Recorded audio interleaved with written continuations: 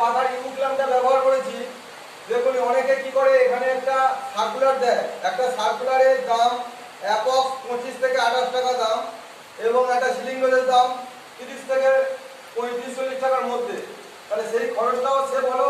আমরা এখানে ইউক্লামের মধ্যে একটা পাইপ সাজিয়ে দিয়েছি, যেটা ভবিষ্যতে দেখা যাবে না। যখন এইটাকে আমরা সমান করে এই পাইপটা বেরিয়ে আছে যেমন কেটে দিলাম, দেওয়ার পরে যখন এখানে পাকার ক্লাম্পটা লাগানোর পরে কেনাটি দিয়ে এটা ব্লক হয়ে গেল, দেখতেও ভালো হলো, আর সাইডে কোনো খরচের জায়গাটাও অনেকটা কম হলো এবং দেখতেও ভালো হলো। এবার আমরা এটাকে নিয়ে চলে যাবো কোথায়, আমরা এখান থেকে জায়গাটাকে পুশ করবো, করার পরে দেখুন আমাদের পাকা দিয়ে বেরিয়ে আসবে। বেরিয়ে আসার পরে এখানে আমরা 075 তার, একটা রেড আর একটা ব্ল্যাক, দুটোকে পাঠিয়ে দেবো। এটা ফ্যানের বেড সুইচের পজিশন হবে, তাই আমরা এখান থেকে সার্কুলারকে বেড সাইড থেকে পাঠিয়ে দেবো। সেই কারণে এখানে ইউক্লাম ব্যবহার করা হয়েছে। ইউক্লামের এই সুইচটা আছে, যেহেতু এখানে সিঙ্গেল ফ্যান, সিলিং ফ্যান।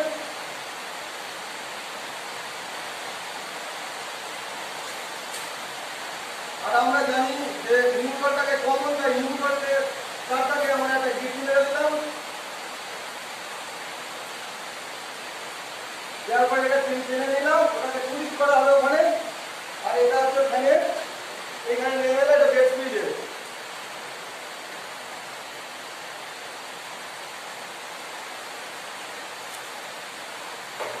আমরা যে তারটা ব্যবহার করছি এই তারটা হচ্ছে ফিনোলেক্স গোল্ড, এই তারটা ওইদিকে দেওয়া আছে, এটা ফিনোলেক্স গোল্ড, ফিনোলেক্সের।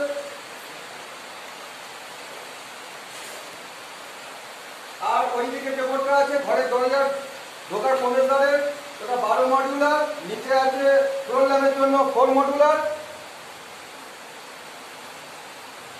আর ওইদিকে আছে যেটা এলইডি টিভির জন্য, এলইডি টিভি এখানে 4 মডিউলার দেওয়া আছে, এবং এখানে একটা কেবলের একটা পাইপ ফেলা আছে। এই কেবলের পাইপ ফেলার উদ্দেশ্য হচ্ছে এটাই যে আমরা যখন ইলেকট্রিক বোর্ডের সঙ্গে কেবল লাইনে কাজ করা হয় না, এই তাই এখান থেকে যখন এলইডি বসবে পিছন থেকে এটা কেবল লাইনটা সকেটের সঙ্গে অ্যাড হয়ে যাবে, এবং এটা দেখাও যাবে না, ইলেকট্রিকের সঙ্গে টাচ থাকবে না।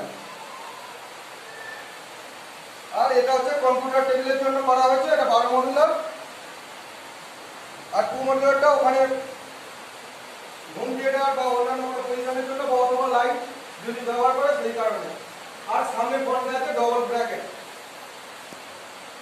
আর ডবল ব্র্যাকেট হবে, ডবল ব্র্যাকেট হবে।